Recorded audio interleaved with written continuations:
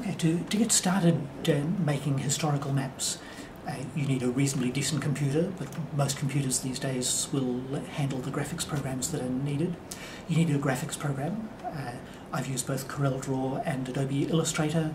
Each of them has strengths, each of them has weaknesses, so it's a little bit a matter of a judgment choice, which is, of course, very difficult to make until you've actually started to use them. And you need time, of course. Time to learn how to use these programs. They're complex programs. They're not necessarily difficult, but you do have to learn how to manage them. You need to do the research to provide the detail for the maps. One of the things about doing research for maps is that normal rectangular structure of a map puts enormous demands on you to identify information.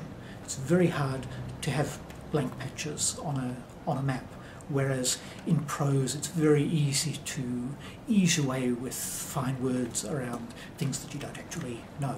Much harder to do it on maps. Of course, if you have a legend, you might be able to place that very judiciously so that it conceals the bits that you don't know or the bits that you don't want to say. But it's not always the case.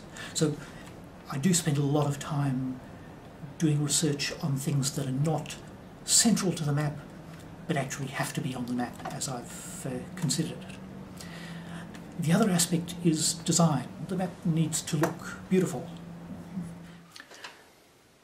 The starting point is always a feeling that I could make a useful map on a particular topic.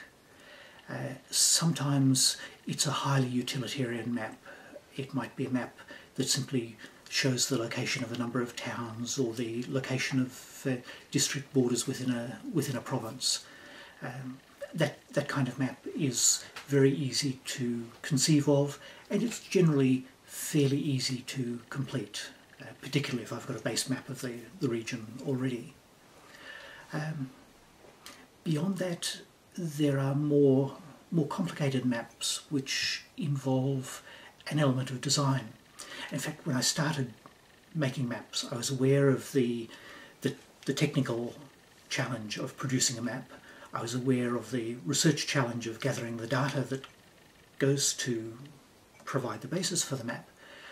But I wasn't aware at all of the design element that goes into a map. A map has to look nice. It has to have the information clear and accessible to the user.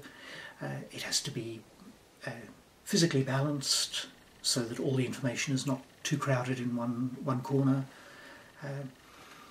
Those design elements have taken a lot of thought, and as I look at my maps, the way my maps have changed over the years, I sense that I've become more willing to experiment with design, more willing to try out new ideas in producing new maps.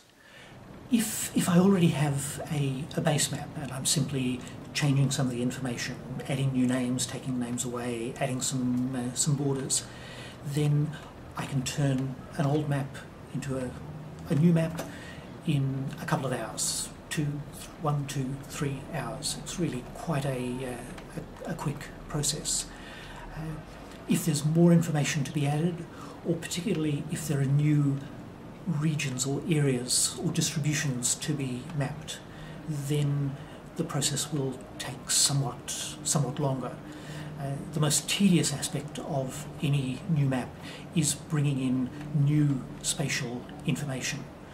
What I do in most cases these days is have a digital copy of the source of the new material, very often taken with a digital camera. Sometimes material is available from the web as well. So I have a digital copy. I will trace it by hand using my graphics program, and then bring the traced version into one of my base maps, make whatever adjustments are needed, and then make the map look pretty.